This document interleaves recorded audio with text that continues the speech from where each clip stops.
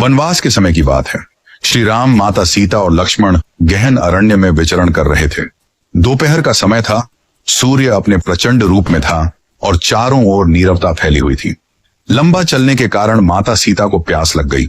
श्री राम ने भी प्यास महसूस की और उन्होंने चारों ओर दृष्टि दौड़ाई, परंतु दूर दूर तक केवल वृक्ष, लताएं और पथरीली भूमि ही दिखाई दी।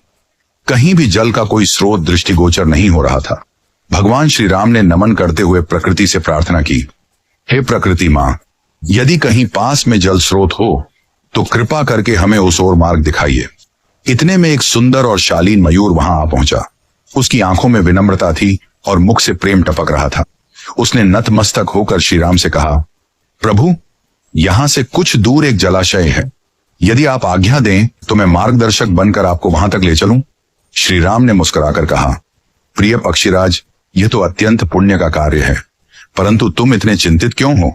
मयूर ने धीरे से उत्तर दिया, प्रभु, मैं उड़ता हुआ जाऊंगा और आप पृथ्वी पर चलेंगे। ऐसे में आपको रास्ता समझाने के लिए मुझे हर थोड़ी दूरी पर अपना एक एक पंख बिखेरना होगा।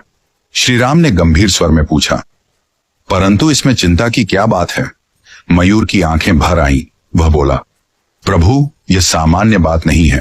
मोर केवल विशेष ऋतु में और प्राकृतिक प्रक्रिया से ही अपने पंख गिराते हैं। यदि मैं अपनी इच्छा से उन्हें त्यागता हूं तो यह मेरी जीवन शक्ति को क्षीण कर देगा। अंततः मेरी मृत्यु निश्चित होगी। यह सुनकर श्री राम की आंखें नम हो गईं। फिर भी जल के बिना माता सीता की पीड़ा देखकर उन्होंने मयूर की सहायता स्वीकार कर ली। मयूर उड़ता गया और एक एक कर अपने सुंदर पंख गिराता गया। श्री राम, लक्ष्मण और सीता उन्हीं पंखों के सहारे मार्ग तय करते हुए आगे बढ़ते रहे।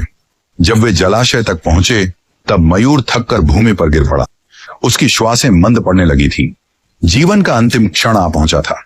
उसने भगवान श्री राम की ओर देखकर कहा, प्रभु, आप वही हैं जो संसार की तृष्णा मिटाते हैं। आज मुझे इस पुण्य का सौभाग्य मिला कि मैंने आपकी तृष्णा मिटाने में योगदान दिया। मेरा जीवन धन्य हो गया। अब कोई भी इच्छा शेष नहीं है। श्री राम उसके समीप आए, उसके मस्तक पर करुणा से हाथ रखा और बोले, प्रिय मयूर, तुमने जो त्याग किया है वह केवल जल नहीं बल्कि प्रेम और समर्पण की गाथा है। मैं वचन देता हूं कि अगले जन्म में जब मैं कृष्ण के रूप में अवतरित होऊंगा तब तुम्हारे इस उपकार को नहीं भूलूंगा। मैं तुम्हारे पंख को अपने सिर पर धारण करूंगा ताकि यह संसार सदा तुम्हारे त्याग को याद रखे। कहते हैं कि जब भगवान विष्णु ने द्वापर युग में श्री कृष्ण रूप में अवतार लिया तब उन्होंने मस्तक पर सदैव मोरपंख धारण किया। वह पंख कोई साधारण आभूषण नहीं था, वह एक आनंद की पूर्ति थी, एक पक्षी के समर्पण, प्रेम और सेवा का सम्मान।